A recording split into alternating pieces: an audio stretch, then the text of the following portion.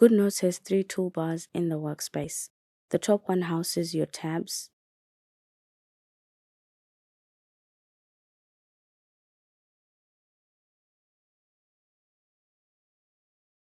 Then you have a navigation toolbar below that.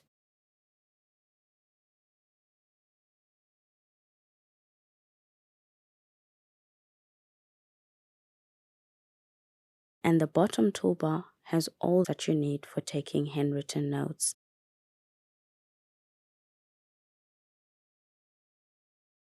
By default, the toolbar is at the top of your screen, but if you're left-handed, you can move it to the bottom of the screen by going to the 3 dots icon, Document Editing, to Position, and choose Bottom.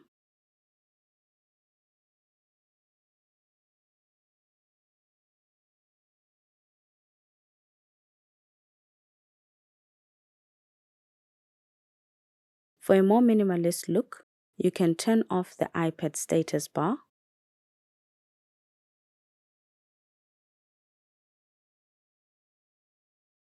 to remove the battery level and time display on your iPad.